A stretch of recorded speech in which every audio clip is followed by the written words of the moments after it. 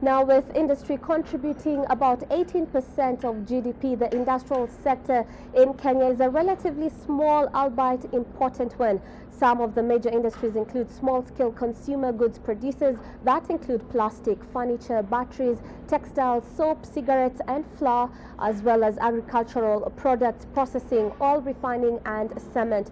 Industrial production is confined exclusively to the urban centers such as Nairobi and Mombasa. Now, although small, it offers employment opportunities to thousands of Kenyans. Now, to tell us what projects are being undertaken to expand this very important sector is Mr. Ntonjira, the Assistant Minister in the Industrialization Ministry. Welcome to the show, sir. Thank you.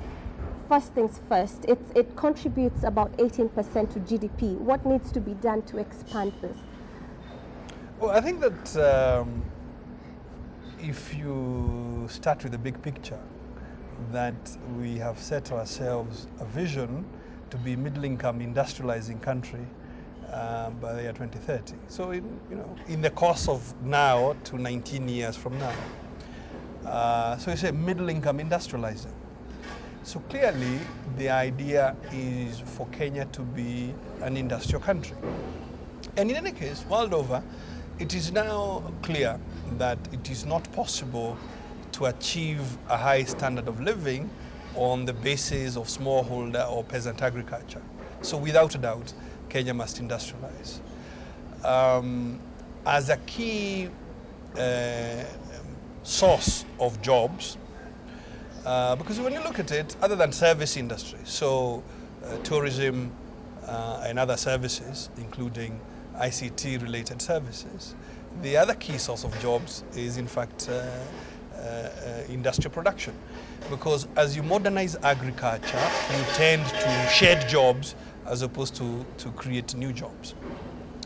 As to your question, what then do we need to do? We need to do a variety of things, and you can slice it in any way. Because businesses usually need 4 or 5 things in order to thrive.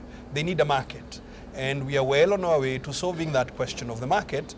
That's the whole point of the East African Common Market. That is the whole point of our participation as a country in COMESA. And in fact, that is the whole point why our government is supporting the idea of a collaboration between SADC, COMESA, and EAC, so that you have a bigger and better market. EAC is already 130 million strong. COMESA is nearly 500 million strong. So creating bigger, better markets for Kenyan manufacturers. We need to be competitive. What is that? Our cost of production needs to be in line or better than others. And that has to do with labor productivity. The good news is, in labor productivity, we are comparable to India and China. But of course, you need other things. You need infrastructure, and we're doing well. Witness the lot of road works going on, and so on. And we are going back into railway because, if you want to move volumes of goods back and forth, most effective thing to do is to have railways. The key issue that is bothering us is energy. Energy not just in terms of fuel, but energy to power production.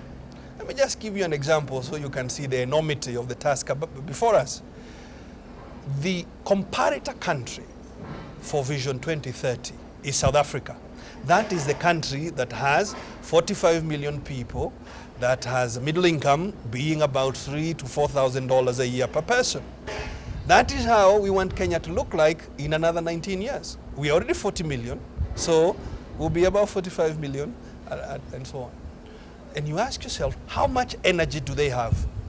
South Africa right now has 40,000 megawatts of installed generation capacity of electricity. Compare that to 1,290 that Kenya has. So we have to move the distance between 1,290 to 40,000 megawatts of power. And it's a very big distance requiring very, very dedicated effort to make sure we have energy. People say, use renewables, and that's fine. But the fact of the matter is that you cannot run an industrial motor on the basis of solar energy. So we have to be clear with ourselves and know that the big task, the major missing part between us and industrialization is energy. All right. Clearly, hydro and oil are becoming such a huge problem because fuel prices are increasing every other month. Just this weekend, they've risen again, meaning this will affect the cost of production, and this means it will trickle down to labor and the product itself, how much it will be, the purchasing power of the people. How can this be controlled? Well, first and foremost, we in government need to stop blame game. You know, your intro into this story, our own boss saying it is, well, we should take responsibility. And I think the Prime Minister and all of us, we must get on with the job at hand. And first of all, look at what is the immediate relief that government can provide. Obviously, tax cuts in terms of the taxes that go into the fuel cost function is the first place to start, and we should get on with that. The other is to look for other areas where we can achieve efficiencies and therefore lessen the cost of production.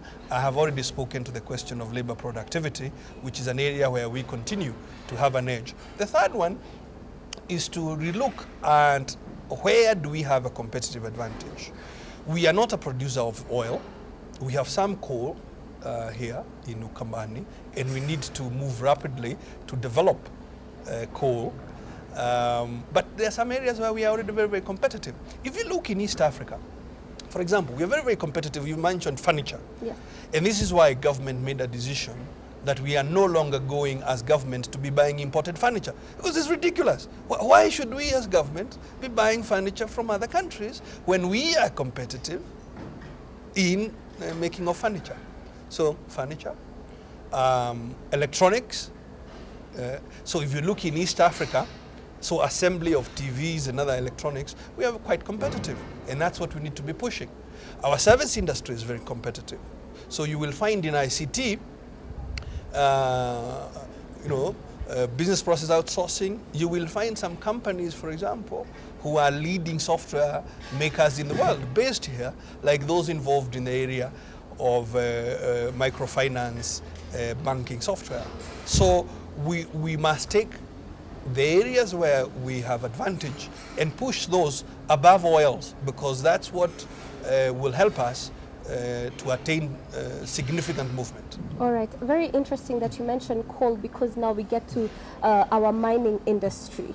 I know we've not had quite a lot from it. Absolutely. And it produces very minimal GDP, if any. What is happening in that sector?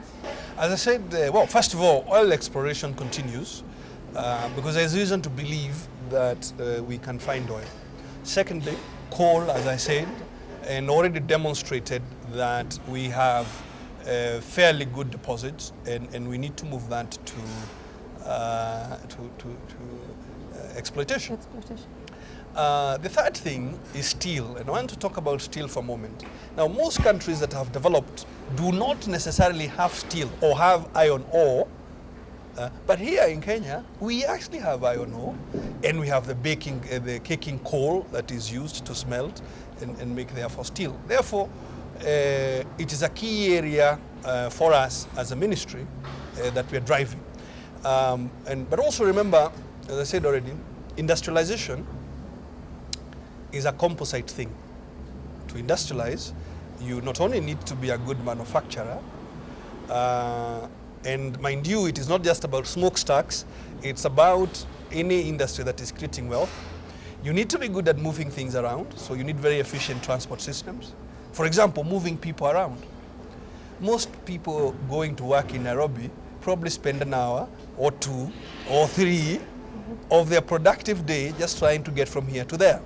That's why the commuter rail that we're building, so that you can move people efficiently. And I'm glad to say, just here, outside JKIA in Syokimau, the first station is already being built, because we are determined to get a proper commuter rail system in place so we can move workers back and forth.